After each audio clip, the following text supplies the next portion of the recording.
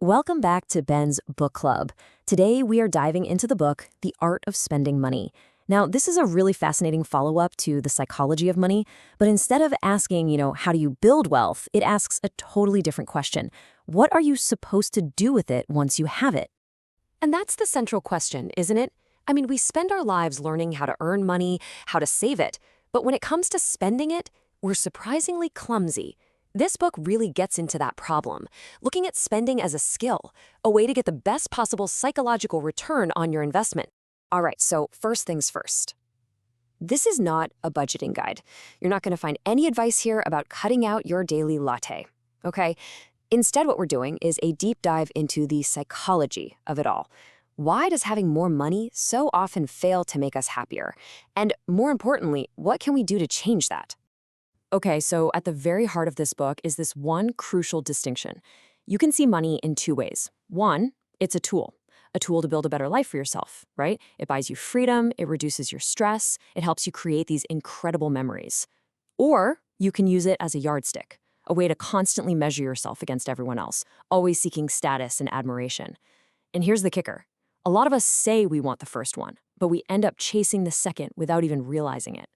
And when you start using money as a yardstick, that leads to what the author calls social debt.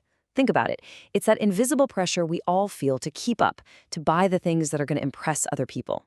The problem is, it almost never works the way we think it will.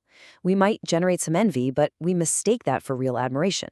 And we just get trapped in this cycle that leaves us feeling stressed out and honestly pretty unfulfilled. This slide makes such an interesting point. There's a huge difference between being rich and being wealthy. Being rich, that's just a number. It's a high income, a big net worth. It's easy to see and easy to measure. But being wealthy, that's totally different. It's about freedom. It's about having control over your own time, your own choices. Real wealth is often invisible because it's not about the fancy car. It's about having the flexibility and independence to live life on your own terms. And this quote just nails it, right? Money is a tool for the production of happiness. If you aren't happy, the tool isn't working, regardless of how much of it you have. I mean, that really gets to the core of it. Money is just a tool. And if that tool isn't helping you build a happier life, then something's wrong with how you're using it, no matter how much you've got. So let's talk about how to start using that tool the right way. To do that, we really need a new mindset. This is less about spreadsheets and budgets and way more about psychology. So let's look at what the real drivers of happiness are when it comes to our money. Now this is one of the most powerful ideas in the whole book, the happiness equation. Look, the fastest way to feel richer isn't always to earn more money. It's to manage your expectations. Think about it. If your lifestyle and your desires just keep inflating as fast as your income does, you will never feel like you have enough.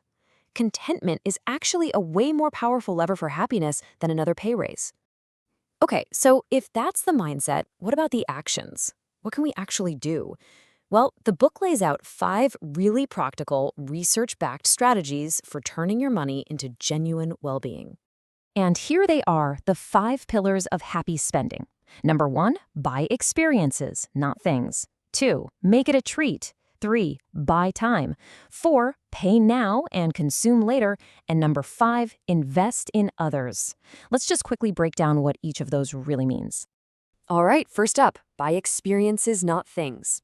Think about that new phone or that new couch you bought. We get used to material stuff really, really quickly. It's a process called hedonic adaptation. But experiences, a vacation, a concert, even just a great meal with friends, they don't just sit there. They become a part of who we are. They pay what the author calls memory dividends for years and years to come. Okay, pillar number 2, make it a treat. Here's the thing. Abundance is the enemy of appreciation. When something is always available, it just stops feeling special. So the idea here is to use planned scarcity. If you absolutely love those fancy coffees, don't get one every single day. Make it, a Friday-only thing. You're turning a routine habit back into an enjoyable event. And trust me, you'll appreciate it so much more. Now, this one might be the most important pillar of all. Buy time. Money's greatest power, its real superpower, is its ability to buy you control over your time. And time is your only truly finite resource, right? So using money to outsource the things you hate doing, cleaning, yard work, maybe paying for a shorter commute, that is one of the highest return investments you can possibly make for your day-to-day happiness. Seriously. This next one kind of flips the script on our modern buy now, pay later culture. Pay now, consume later.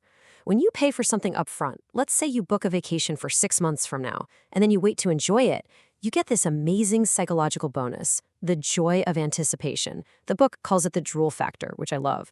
And that feeling can sometimes be just as enjoyable as the experience itself. And finally, Pillar 5, invest in others. This is so fascinating. Study after study shows that spending money on other people, what researchers call pro-social spending, reliably makes us happier than spending it on ourselves. It doesn't matter if it's a gift for a friend or a donation to a cause you believe in. It strengthens our social connections, and that is an absolute cornerstone of a fulfilling life. So, as we start to wind down here, it's really important to remember why this is called the arts of spending, not the science.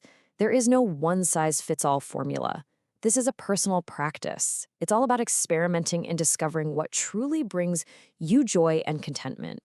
Look, if you take anything away from this, let it be these key points. First, aim for your own contentment, not for the applause of other people. Second, use your money to free up your time, not to fill up your closet.